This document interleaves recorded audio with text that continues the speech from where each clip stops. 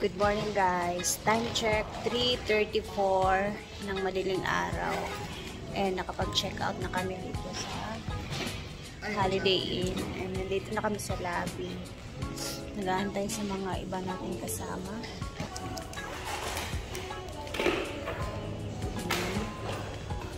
Britney, dito po nag-unpack.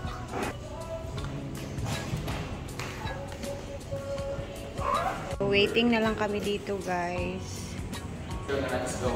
Dito na kami nag-aantay sa aming sasakyan.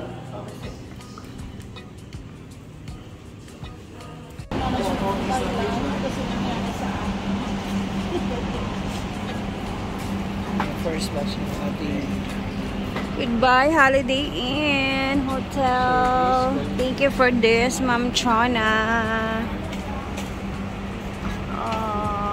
So goodbye Hong Kong. We'll proceed to Thailand. Kaya abang-abangan. Tingnan natin kung ano yung magiging eksena namin mamaya sa airport. Okay. Nandito na kami sa terminal.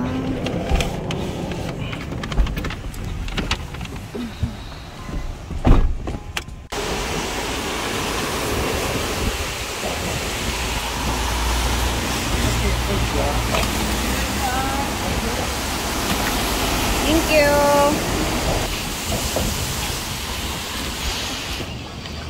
Dito na kami sa airport ng Hong Kong.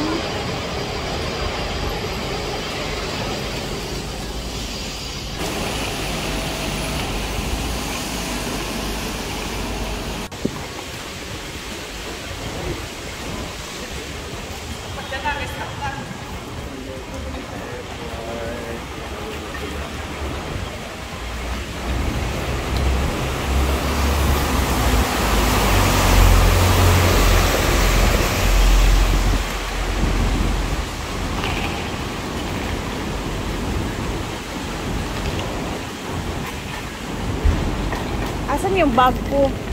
Uy, asan yung bag? Hey guys, we're crossing Boku.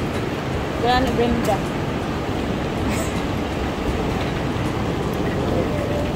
Wow.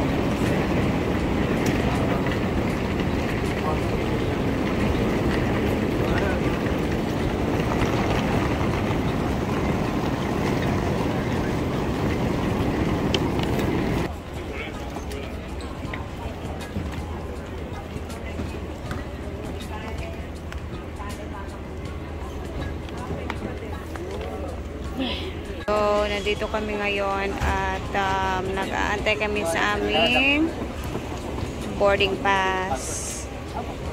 Okay na yung aming mga maleta.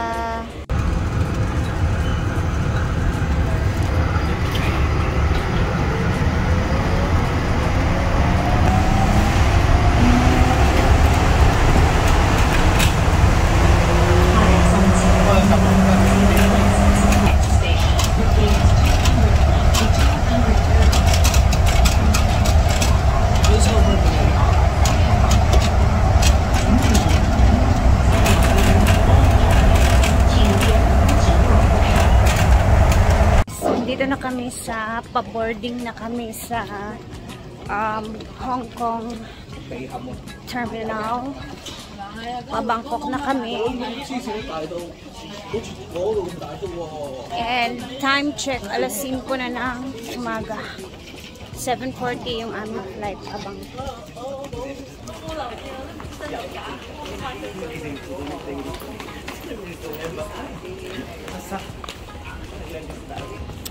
Grabe yung ano nila dito. Airport nila guys. Grabe, parang isang barangay ang sobrang laki.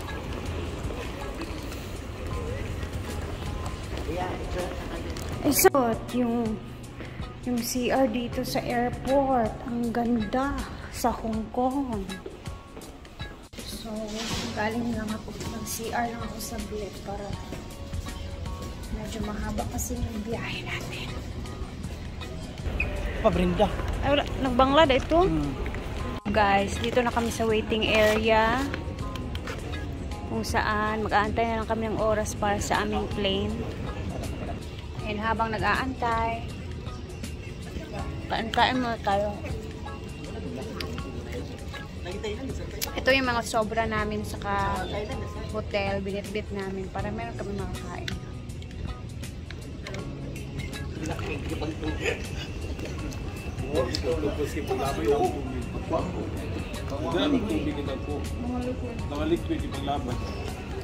Bawal manggod ang liquid.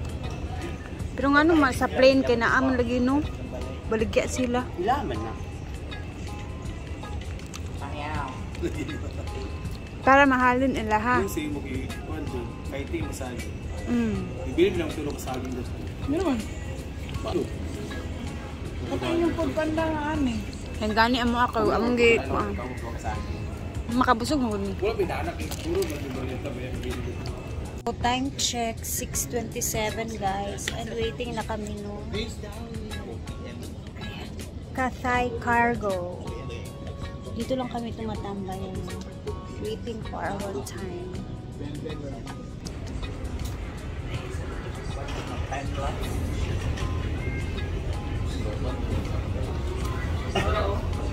Tingnan niyo yung ano, langit, parang may ulan pa. So, hindi na kami natagalan sa immigration kasi ano na yung immigration pala na dito sa Hong Kong, automatic pala siya guys. Kumbaga, yung mukha mo na lang yung gaganon mo sa parang screen. Tapos, i-scan mo na lang yung passport mo. And then, pag nag-open na siya, you can go through. So, napakadali na lang. Ay, Lord. And then, kanina, nagka-problema kami sa aming baggage kasi, di ba, may 7 kilos na free sa amin kada isa. Sa aming 4 lang sa akin ni Enilmar, Bating, Ma'am Shiji at ako. So, yung ano pala, yung 7 kilos na yun, kung ilalagay mo siya sa maleta na maliit, yung pinakamaliit, meron siyang bayad. Pero kung dun lang sa bagahe o kumbaga sa backpack, ganun, free siya. So, kung ilalagay mo yung 7 kilos doon sa maleta na pinakamaliit at bitbitin mo sa luggage sa airplane mismo, pero hindi siya check-in ha, meron pa din palang bayad. So, nakabayad kami ng 300 Hong Kong dollar each.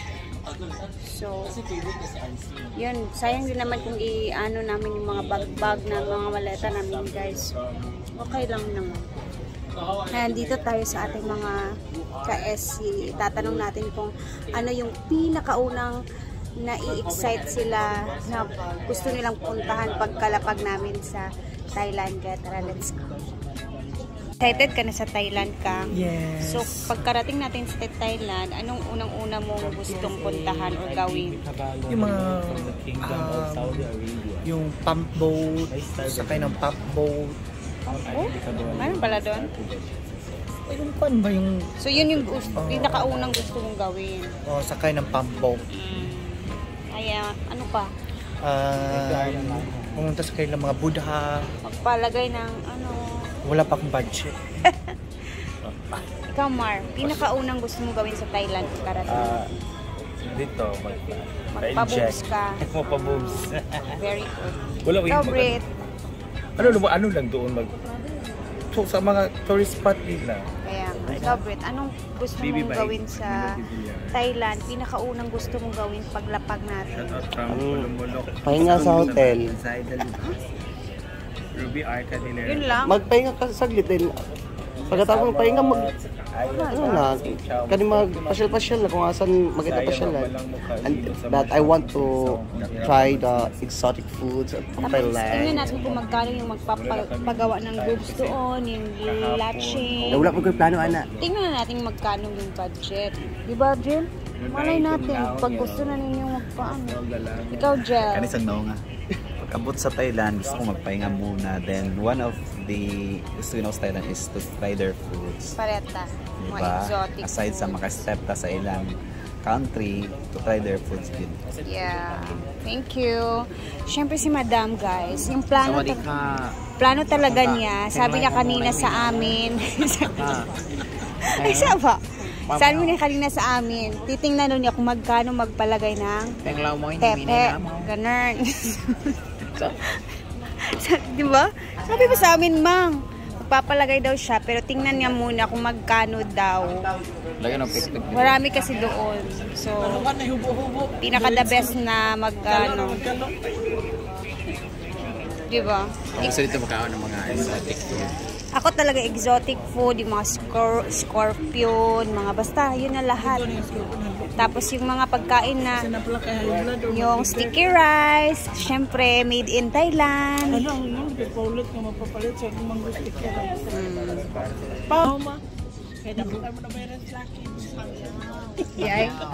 Ayun na nga. So, abangan natin kung ano yung pinakauna namin. Isa ba kayo nakunin mong necklace? Pinakaunang pupuntahan namin sa Thailand. Ako excited ko, elephant. Elephant? Excited ako sa elepante. Ayun no? Ayun. Hindi elepante, gusto ko talaga. Yung elepante nga, sumakay ng elepante. Yun one of my dream, nakasakay ng elephant. Ako gusto ko makapunta din sa mga, yung mga parang, ano mga healing chuva. Anza?